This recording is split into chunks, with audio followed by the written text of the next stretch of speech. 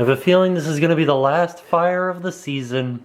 Oh, this one's especially impressive because I had to make that without any kindling. All that I had were cardboard boxes and full-size logs.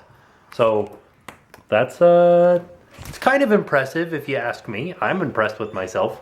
I know that some people are like, well, fire, whatever, anybody can make that. That's not true. It's kind of difficult to make a fire. Oh, by the way, happy Thursday. I have to get up in the attic. I got to do electric tonight. That's not going to be fun. But Jen's making some delicious, delicious dinner, and I can't wait for it. Look at that. What did I tell you? Delicious dinner. Those potatoes, sauteing up some green beans, some mushrooms, and some shallots. And then there's chicken cooking in the I almost called this the dishwasher. That's how smart I am. Oh my gosh, this looks awesome. So I started looking into hanging the TV. Ran into some issues, right? So they framed this wall like anybody would with a stud right down the center. So here's my stud right here, then I've got a stud here, and I've got a stud here. I don't know if you guys can see these marks here, but that right there, my friends, is the end of my mount. So I have one stud in the center of my TV mount. Good times. And why is that an issue, you ask yourself? Because there's no holes in the center of my TV mount. They're all the way out here. I've got these two little triangle ones here, but they are only meant for lining things up. I don't think they're meant for hanging. Plus, that only gives me 2 bolts holding up the TV, which I'm sure would be plenty in these studs because the studs are, look at our fire. Fire's doing good. Because these studs are heart of pine, but I was kind of hoping for more than just 2 holding it up.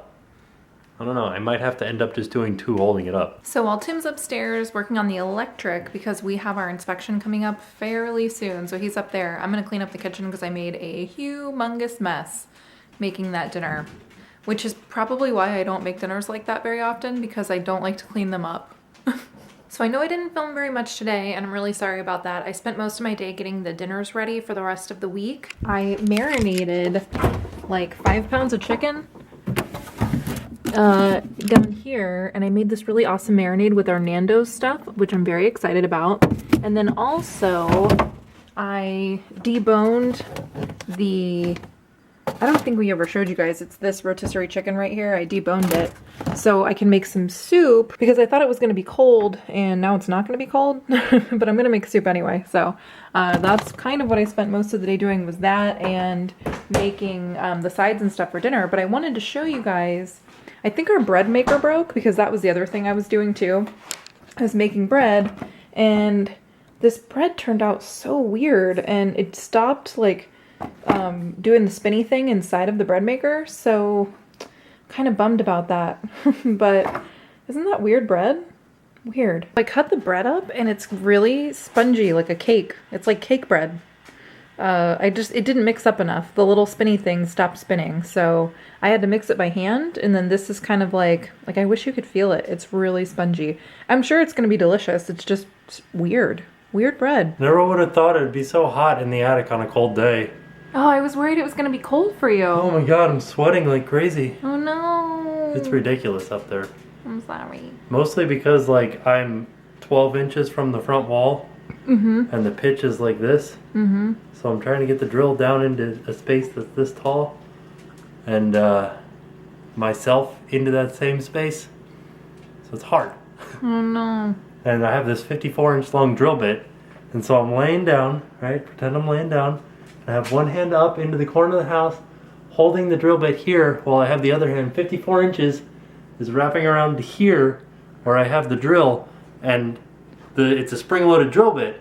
So the whole time it's trying to come out to being straight, but all I'm doing is just pulling in like this and pushing down like that to try to straighten out the end of the drill bit and going like this. And it keeps fighting me, and I finally drilled through, but it feels like I'm hitting something now. So now I have to take the camera. What are you eating? Everything. Now I have to take the camera up and stick it in the hole, take a picture up inside the wall to see if the drill bit's poking through, because I feel like I'm hitting something now. Oh no. Even though I've made it through the top plate. So hopefully I drilled in the right spot. If I didn't, that'll be very disturbing. Disturbing? Unnerving. Unnerving, why? Disappointing. So inside the guest bedroom, there's a really high shelf, and I said, there's something strange up there. and I just looked up there. It was a roll of film that's just completely been pulled out.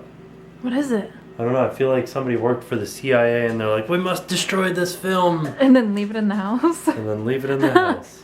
Oh no. I can imagine maybe there's still some, like, here. Oh, I don't know. Should we try to develop it? We still have that other roll of film that we need to develop.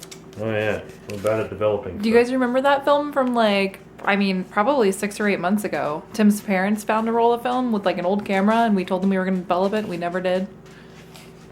Follow through. Yeah. Oh, so crazy. I mean, like, all this film here is just black. Like, Right. There's nothing there. But there might be something somewhere along the lines. Thought you guys might be interested in this. This is like the inside of one of these Pullchain lights. Hold it tight, I'm gonna pull on it. So now you guys will be able to see the inner workings of it. You guys see the ratcheting action of it? Ooh, it's a ratchet light switch. Yeah. So all I'm doing is just pulling on the little cord, and that spins that thing in the center, and that puts it either contacted or not contacted. Contacted? Not contacted. It's pretty cool. And on that note, I'm done being dirty for the night. I spent a good deal of time up in the attic. I'm all battered and bruised and itchy. I gotta take a shower and I gotta go to bed. Tomorrow is going to be fantastically warm and I can't wait. You say that, but I looked at the weather and it didn't really sound fantastically warm. Well, alright, so right now it's probably in the 40s outside. And it's going to get up to like 53 tonight before the sun even comes up. And then tomorrow it's supposed to hit 72 in the middle of the day. So when I wake up, it's still going to be 53. So it'll be a little bit cold, but it's going to warm up quickly. I feel.